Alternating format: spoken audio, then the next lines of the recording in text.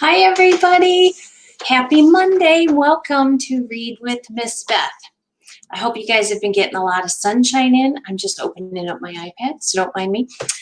Hope you guys got out and got a lot of that sunshine today. Hasn't it been so beautiful outside? If I was a little better at all this techie stuff, I'd have been set up already so that we could be outside on my patio reading. So maybe next time. Hi, Mrs. Boyd. How are you? I see Mrs. Boyd is watching, so I hope she likes this book as much as I hope the rest of you guys do. Today's book is called Trapped in a Video Game.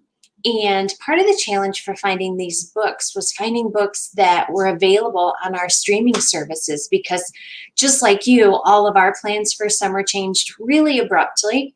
So when I found this title, I was really intrigued, because who doesn't like to play video games? I mean, I don't love to play them, but I do enjoy playing them at least a little bit. And I know some people are totally crazy about it. So Trapped in a Video Game is here. You can read this on Hoopla. So that means all of us could be reading it at the same time with no restrictions, which is why I try to find stuff when I'm reading for all of us. I try to find stuff on Hoopla. So anyway, Trapped in a Video Game. So I'm sure you're thinking of a video game right now that you love to play or have loved to play in the past that maybe you wouldn't mind being trapped in. I used to love playing Pac-Man and Miss Pac-Man, and I gotta tell you, unless I'm one of those ghosts, I don't think I want to be trapped in a video game, because I would get so stressed out just playing it. So I don't know how this is gonna go, but let's find out. Chapter 1 is called Boogers and Blasters. Jesse, come over now. You're not going to believe this. That was the text that ruined my life. I know, that doesn't sound like a life ruiner, especially because the text sender, my friend Eric, says, "You're not going to believe this," about the world's most believable things. Just in the past month, he's told me that I wouldn't believe a piece of toast that looked exactly like Darth Vader. It looked exactly like a burnt piece of toast. A sweet trick he learned on his bike, riding for literally 1/2 of 1 second without holding on to the handlebars. And a really big booger. That one actually was kind of impressive. I ignored the text for a little bit because nothing makes Eric talk faster than silence. When he didn't write back after 5 minutes, I finally replied, "What is it?" No response. "You gonna tell me or what?" Nothing. This better not be another booger. Nope. 5 more minutes passed. I sighed. Fine. Eric was going to win this one, but only because looking at his dumb booger would be more fun than doing this math homework. I closed my book, put on my jacket, and walked across the street to Eric's house. The door was open, so I let myself in and walked down to the basement. "All right, let's see it," I said as I reached the bottom of the stairs. No booger. Also, no Eric. "Come on," I called out. I wandered into the laundry room, where the dirty clothes should be. I walked upstairs into Eric's bedroom, where the dirty clothes actually were. I checked behind all the doors, inside all the closets, and under all the beds. No booger, no Eric. I couldn't believe it. Ever since Eric's family moved into the house across the street from mine in 1st grade, his favorite activity has been playing practical jokes on me. I appreciate a good practical joke as much as the next guy. Unfortunately, none of Eric's practical jokes are good. Because he's so impatient, he ruins every joke before it even begins. I don't know how many sleepovers I've been to where Eric has attempted to dip a sleeping friend's finger into warm water, only to have the water dumped over his head by the victim who'd had his eyes closed for less than 30 seconds. So on one hand, I had to admire Eric's commitment to this particular joke, but on the other, it may have been his dumbest one yet. Back in the basement, I decided that I'd had enough. Okay, I yelled to the empty house. I'm going back home now. I have to finish the math homework due Monday. Maybe you should do the same. More silence. I looked around. The only sign of life anywhere was a video game paused on the TV in the corner. Now, Eric loved his video games, especially the one on the screen right now, Full Blast. Never heard of Full Blast? That's because it's not even out yet. Eric got it 2 weeks ago from Charlie, the coolest kid in our class. To clarify, Charlie isn't the coolest kid in 6th grade because he's actually a cool kid. He's the coolest kid because his dad works for a video game company and sometimes gives Charlie's friends early copies of the game to test. For the past 2 weeks, Eric's mouth has been going full blast about Full Blast. Jesse, I'm telling you, it's the greatest video game ever made. I don't care. All these aliens are trying to take over the world and you're the only person alive who can save everyone because I don't care. Because you found one of their blasters and once you charge it to full blast, you can, I don't care. You can start shooting. Eric never stopped trying to get me to watch him play his new game. I never went because I would rather get sprayed in the face with a fire hose full blast than watch someone else play video games. I don't hate video games. I'm sure they're fine. I just never really had time to sit and play them. I walked toward the TV. I'd never heard Eric rant about a game like he ranted about this one. Maybe I should give it a chance. At the very least, it would probably be math homework. I picked up the controller and looked at the screen.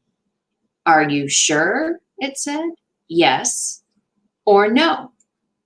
I paused for a second. Should I? What if I erased Eric's saved game? Nah, he wouldn't mind. He'd just be happy I was trying a video game. I clicked yes. The instant I did, everything went black. Not everything on the screen, everything in the whole room. That's the end of chapter 1. So he's going to play the game. So Eric will probably be happy, right? He's playing the game. But where's Eric? I mean, he texted him. You won't believe this. And now he's gone. What do you think is going to happen in chapter 2? Do the lights come back on? Chapter 2 is called Humanity's Only Hope. You know that feeling you get when you're drinking milk while skydiving and your skydiving buddy tells you a funny joke so you laugh the milk out of your nose and then you throw up at the same time? No? That's not an experience everyone has? Well, anyways, that's exactly how I felt after clicking yes. Like I said, everything went black the second I pressed the button. I panicked and felt around for some sort of undo. One problem, the controller was no longer in my hands. I reached back for the couch. That caused me to lose my balance and start falling into the blackness. As I fell faster, my insides started feeling like they wanted to be outside. And then I think I barfed, and then I thought, video games are the worst.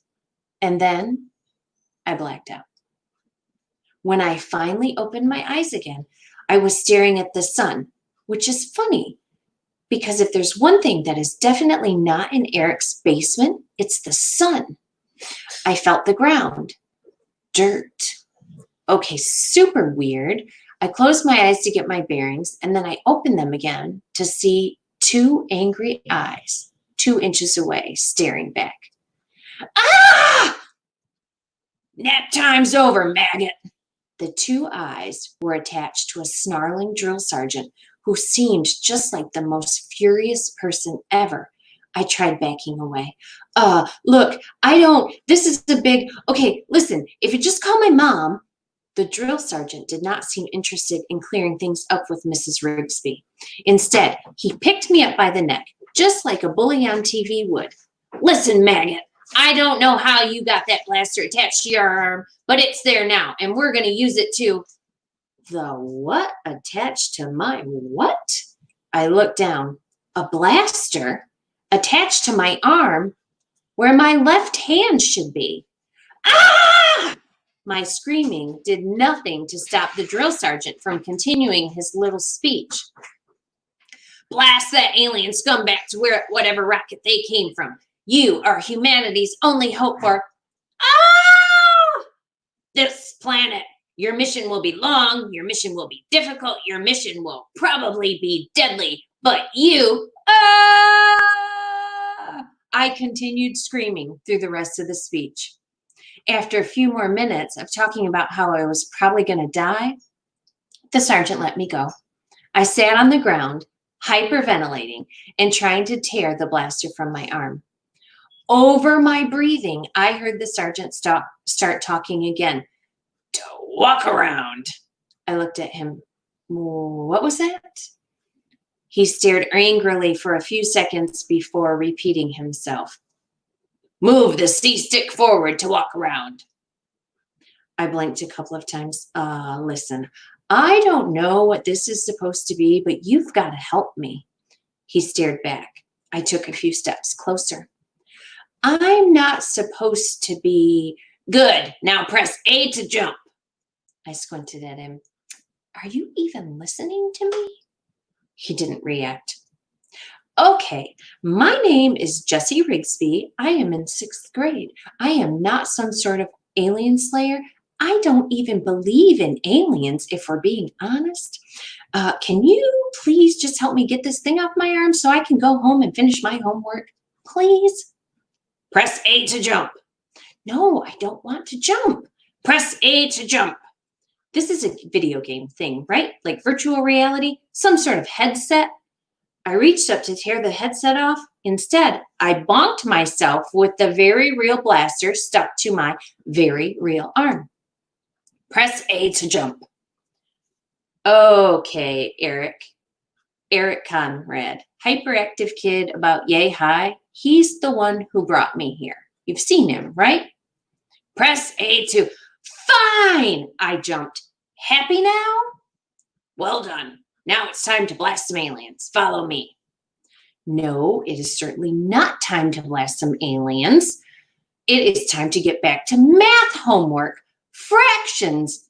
I'm supposed to be multiplying fractions. As usual, he ignored me. I finally huffed and followed him. What else could I do? He led me through an empty military base, past rows of barracks, to a firing range. He picked up a gun of his own, opened a gate for me, and led me into a stall. 10 yards in front of me stood a cardboard cutout of a man-sized praying mantis. This is where you'll learn to use your blaster. I very much don't want to use my blaster. Press B to fire. Okay, that's another thing. You keep telling me to press all these buttons, but what am I supposed to do if I don't have a controller? I did have a controller, but it disappeared when I fell into your weird alien place. So now what? Press B to fire. You are the least helpful person ever. Press B to fire, like this. He held up his rifle and shot the cardboard cutout. His gun made a little pew sound and a tiny hole appeared in the cardboard. It looked like he had shot it with a pellet gun. Fine, I said as I felt around my gun for a button or a trigger. Nothing. There's no B button. Are you happy now? Can you take this?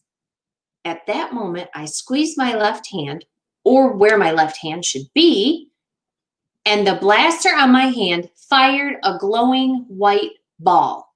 The white ball hit the cardboard and instantly vaporized it. What was that?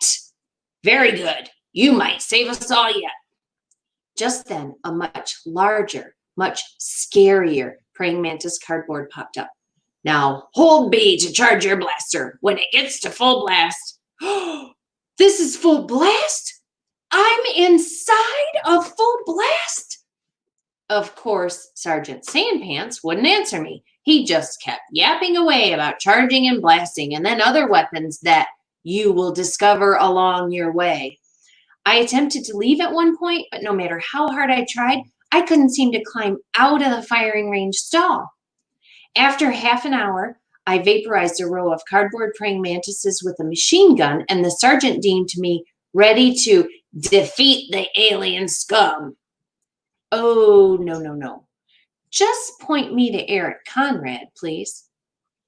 A glowing vortex appeared behind me. You're being dispatched to the alien outpost in the Rocky Mountains. No, no, no, no, no, no, no, no. Godspeed, soldier, Godspeed. The vortex got bigger. No, no, no, no, no. I tried running away, but it was too late. I got sucked in. Whoosh! Everything disappeared again. More skydiving milk snorting. Finally, the falling stopped. I kept my eyes closed for a second longer, praying that I'd open them to find myself back in Eric's basement. Bad news. No basement. Worse news. Lots of snow. Worst news. A praying mantis the size of a tank was charging at me. That's the end of chapter 2. Isn't that crazy? What would you do? There's a praying mantis. The sergeant's not listening. They're yelling out the commands. Where's button B? Where's button A? How do I jump? This is insane. I love this book. I hope you guys like it too. Chapter 3, Blast, Blast, Squawk. I did the thing you're supposed to do when a man-eating praying mantis starts charging at you. I screamed like a girl. Ah! The praying mantis did not slow down. I tried adding running to the mix. Ah! Thud. Ah! Thud. Ah! Thud. Running over snow-covered rocks with a blaster strapped to your arm is harder than it looks. With the creature almost on top of me, I pulled out my last trick, screaming while curling into a tiny ball. But even that didn't work because the stupid blaster kept getting in the, oh, wait, the blaster. At the last second, I closed my eyes, reached up, and squeezed my left hand. The blaster recoiled and I heard a shriek. I opened my eyes and the blaster on my hand fired a glowing white ball. The white ball hit the cardboard and instantly vaporized it. Very good. You might save us all yet. Uh-oh, wait a minute. What happened? Uh-oh. I think I rewound to the wrong page. These things are harder to work than they look. Okay, wait a minute. At the last second, I closed my eyes, reached up, and squeezed my left hand. The blaster recoiled, and I heard a shriek. Okay, I turned it right this time. I opened my eyes to see the praying mantis disappear into a ball of light. Wow, I almost died inside of a video game. I imagined the funeral. Here lies Jesse Rigsby of Middlefield, Ohio. He was tragically taken from us by a giant praying mantis while trying to save a video game world from fake aliens. He bravely led the resistance, which lasted for all of 10 seconds. I looked around me. Snow and boulders everywhere, with a path leading deeper into the mountains ahead of me. Ugh, no thanks. I turned and started walking back to find a way out of this mess, and I got exactly 5 steps before clunk, I hit something and fell backward into the snow. Confused, I picked myself up and I tried again. Clunk. I got up and inspected the spot further. It was open air, no different from anything else around me. I tried to put my fist through it. Clunk. Ow! I punched an invisible brick wall. I shook my hand, then tried blasting it. Nothing. Maybe full blast? I charged the blaster and shot the invisible wall from 2 feet away. The ball of light absorbed into the wall and disappeared. I sighed, put my hand against the wall, and started walking to find an opening. After 5 minutes of walking along an invisible wall in the Rocky Mountains, Not exactly an activity I thought I'd be doing when I woke up. I heard a noise to my left.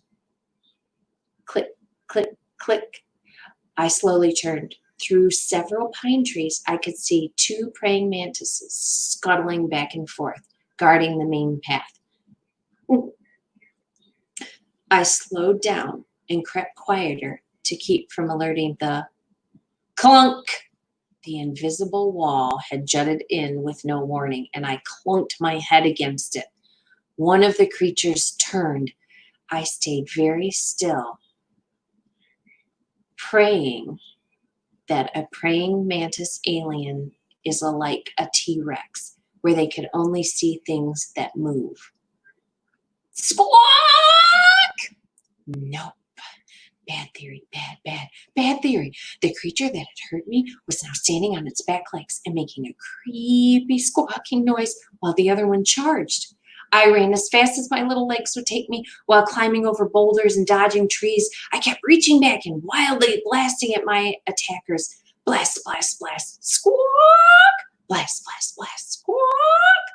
It may not surprise you to learn that the creatures with 6 nimble insect legs were quickly gaining on the off-balance person who did not post a mile time to be proud of in gym class just the previous week.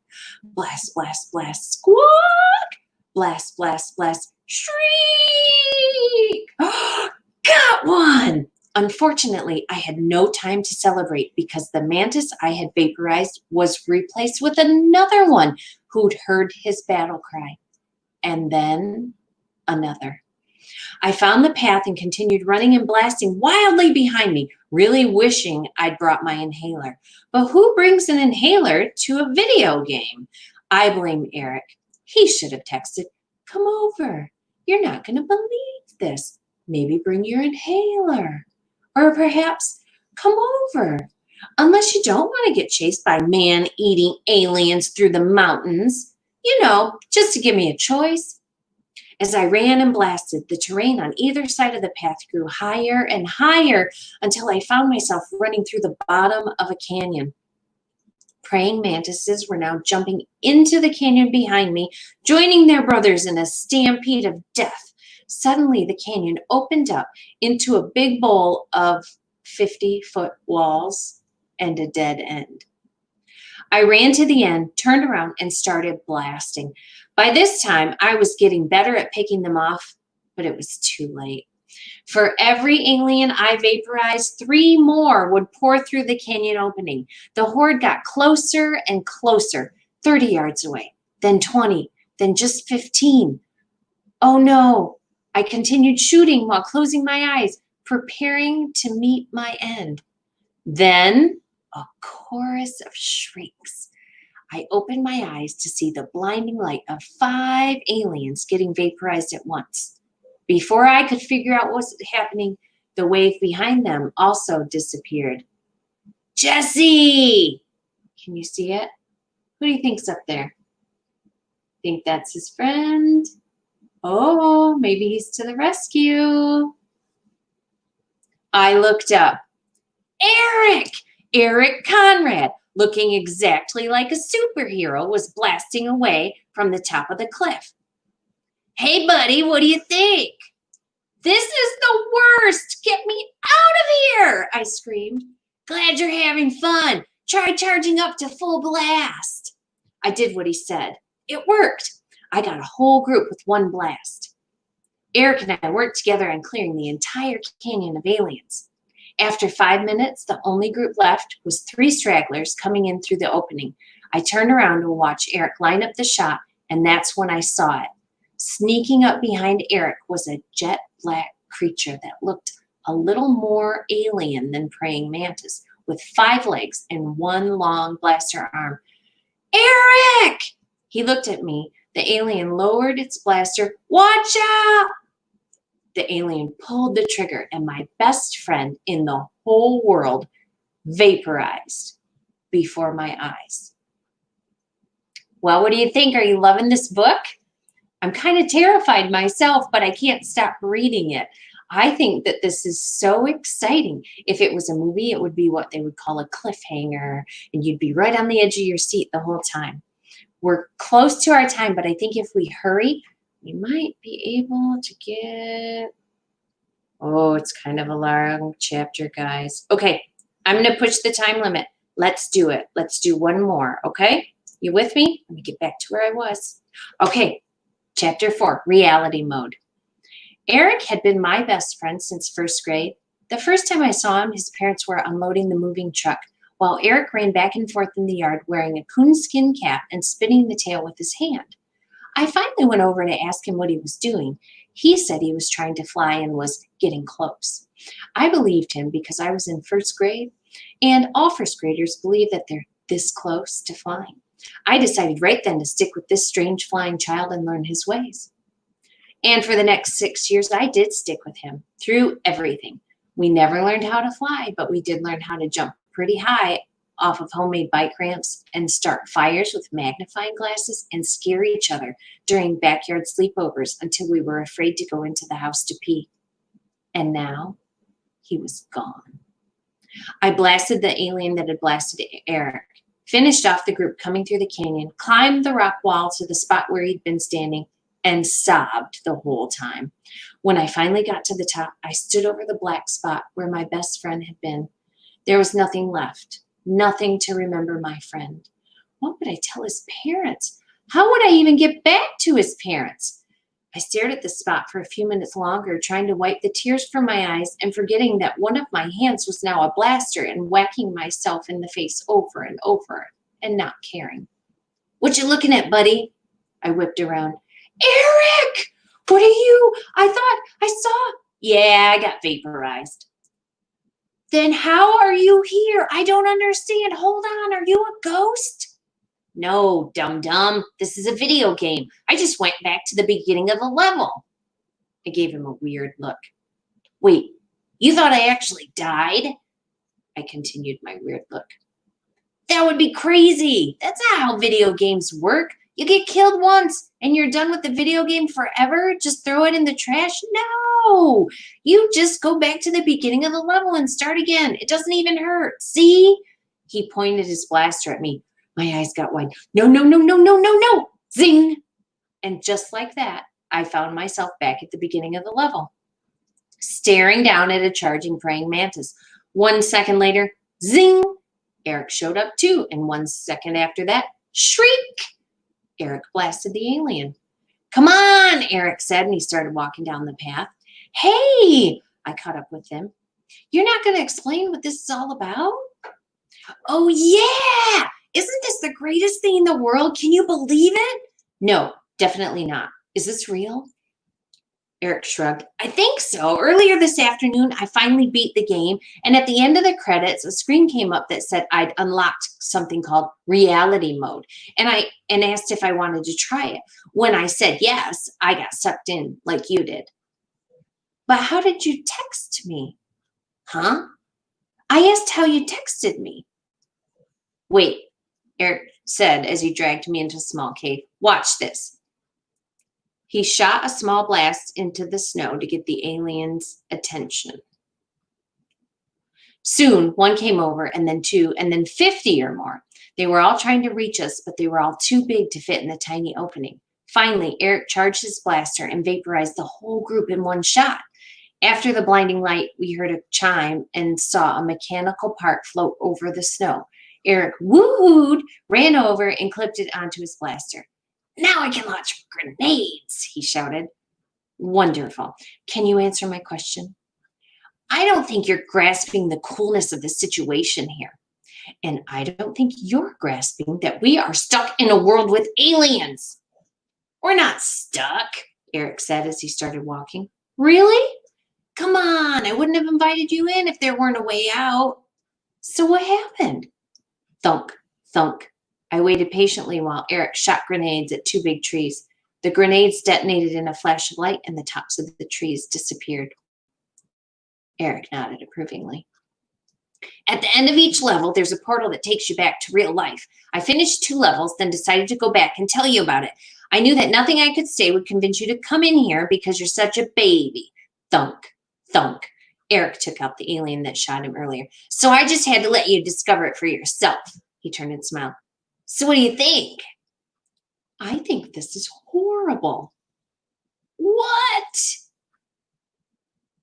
What do you mean, what? I have no idea what's going on. And Eric reached over my shoulder to blast a praying mantis running behind me. All of a sudden, I get sucked into this thing, and I think I threw up. And you know how much I hate throwing up. While maintaining eye contact, Eric held his hand out and launched a grenade at two aliens trying to sneak up on us to the left. And then this army guy starts yelling at me and telling me all this weird stuff to do. That was the tutorial, Eric interrupted. Huh? Eric held his blaster in the air and shot. A flying thing fell to the ground behind him. The tutorial. It's where they teach you how to play the game. The sergeant's not real. He's like a robot that's only programmed to do one thing. Whatever. And now everything's trying to kill us, and I have math homework that's due on Monday. Listen, Eric said as he launched 2 more grenades just for fun. I understand that you're a little annoyed right now. Real aliens are trying to eat me. But you're with me, and I know this game backward and forward. If you stick close, I promise you'll be fine. Who knows? You might even have a little fun. I glared at him. I'll let you shoot a grenade. I glared some more. Eric unclipped his grenade launcher and put it on my arm. Try it. I squeezed 2 grenades. Thunk, thunk. Out of my arm and vaporized a praying mantis that I didn't even see sneaking up on us. Wasn't that great? Eric explained. It was. It was very great. Come on. We've got an alien base to defeat, Eric said as he ran ahead. Eric blasted and whooped his way through the rest of the level, and I launched grenades willy-nilly. By the time we'd blasted our last alien, we were both out of breath. This is it, Eric said as he led me through a final door inside the alien base. Inside, we found a room with 3 glowing portals. One said replay, another said home, and the last said level 2. All right, I'll let you keep going, I said as I took a step toward the home portal. Wait, Eric said, don't you want to keep going? No, I told you I want to go home. 1 more level. Nope. The next one is in Hawaii. Sorry, they have jetpacks. I squinted at him. Jetpacks. We stared at each other some more, Eric nodding and me squinting. Finally, I rolled my eyes. 1 more level. Woohoo! We walked past the home portal into level 2. It was the worst decision of my life. Oh no! I can't even begin to imagine what's going to happen next, but I know that I can't wait to read it and find out. I hope you guys enjoyed the first few chapters of this book as much as I did, and I hope we all enjoy the rest of us. I think it's going to be super exciting. Let's see. We have a lot going on this week. You know, we got tons of adult programs going on, and we have a full event calendar on our website. But let's start with, how do we read today's book? If you don't have Hoopla downloaded to any of your devices, whatever those may be, you can look at Google Play or the App Store on your phone. If you're not really sure what the app looks like, go to our website, and on the very home page, it will show you our apps, and Hoopla is listed as one of those. You access that with your card number and your PIN. If you're not sure what your PIN is, it's the last 4 digits of your phone, so that gets you in the game there. In the game, get it? Oh, trapped in a video game. Okay, so the rest of this week, we've got tons and tons going. Tomorrow at 11, Miss Katie from Lila Arboretum. We love to partner with Miss Katie. She's doing a fantastic STEAM story time.